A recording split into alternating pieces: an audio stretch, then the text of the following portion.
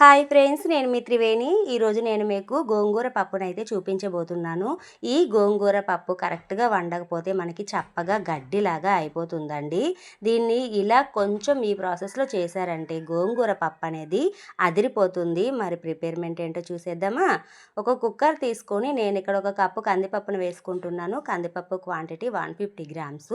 పప్పును వేసాక ఒకసారి వాటర్ వేసి ఇలా నీట్గా వాష్ చేసుకున్నాక ఇప్పుడు ఈ పప్పులో ఒక 5-6 పచ్చిమిరపకాయలని ఘాట్లు పెట్టి వేసుకోవాలి. పావు టీ స్పూన్ పసుపు, అలాగే సాల్ట్ కొద్దిగా వేసుకున్నాక పప్పు మునిగే వాటర్ని అయితే వేసుకుంటున్నాను. ఇప్పుడు దీన్ని ఒకసారి గరిటె పెట్టకుండా ఇలా కదుపుకొని మూత పెట్టుకోవాలి. మనం ఇది 3 విజిల్స్ వచ్చే వరకు కుక్ చేసుకోవాలండి. ఇది విజిల్స్ కంప్లీట్ అయ్యే లోపల మిగతా ప్రాసెస్ చూసేద్దాం. ఇప్పుడు స్టవ్ మీద ఒక ప్యాన్ పెట్టుకొని తాలింపుకు సరిపోయే ఆయిల్ వేసుకోవాలి. ఆయిల్ బాగా వేడెక్కాక 1 స్పూన్ ఆవాలు, 1 స్పూన్ జీలకర్రను వేసుకుంటున్నాను. అలాగే 1 స్పూన్ పచ్చిశనగపప్పు, 10-15 వరకు వెల్లుల్లి రెమ్మల్ని తలకొట్టి వేసుకోండి. ఒక 10 ఎండుమిరపకాయలను వేసుకొని బాగా వేయించుకోవాలి. ఎండుమిరపకాయలు బాగా నల్లగా వేగిపోవాలి. తాలింపు ఎంత బాగా వేగితే అంత బాగుంటుంది పప్పు. ఒక పెద్ద సైజు ఆనియన్ని పొడుగ్గా కట్ చేసి వేసుకుంటున్నాను.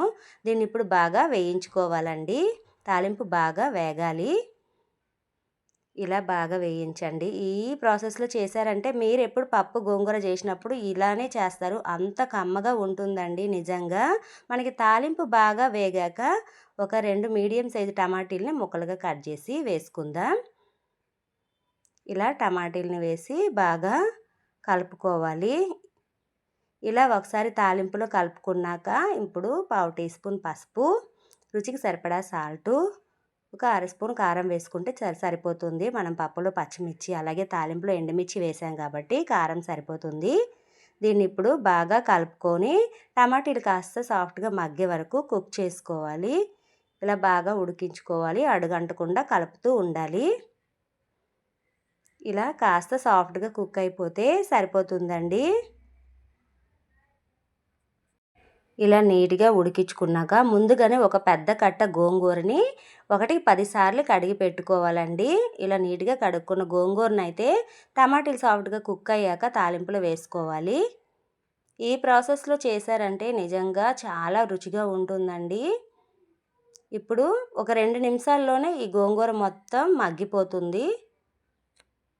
గోంగూరని మొత్తం ఇలా ఒకసారి అనుకోండి, ఒక్కసారి కదుపుకోండి.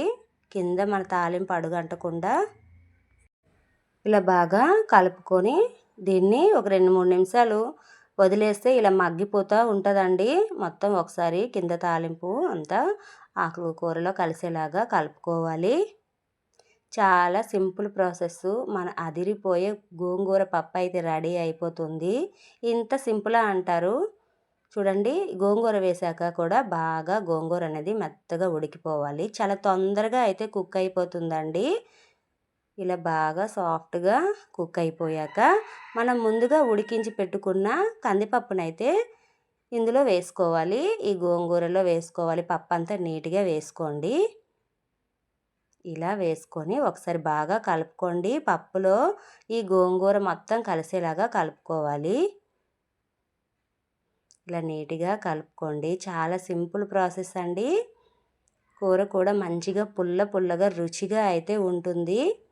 మీరు ఒక్కసారి ట్రై చేశారంటే ఇంకెప్పుడు చేసినా ఇదే ప్రాసెస్లో చేస్తారు. 5 మినిట్స్ మీడియం ఫ్లేమ్లో ఉడికించుకోవాలండి. ఇలా ఉడికించుకుంటే చాలా సింపుల్గా గోంగూర పప్పు అనేది రెడీ అయిపోతుంది. ఇలా బాగా ఉడికిపోయిందండి. మంచి పుల్లని వాసన అయితే వస్తుంది. చూడండి ఎంత బాగా రెడీ అయిపోయిందో. ఇప్పుడు మన స్టవ్ అయితే బంద్ చేసుకుందాం. చూశారు కదా ఫ్రెండ్స్, చాలా సింపుల్గా గోంగూర పప్పు అనేది రెడీ అయిపోయింది. మీరు కూడా ఒకసారి ఈ ప్రాసెస్లో ట్రై చేయండి. నా వీడియో మీకు నచ్చిందని అనుకుంటున్నాను. Thank you friends. Thank you for watching.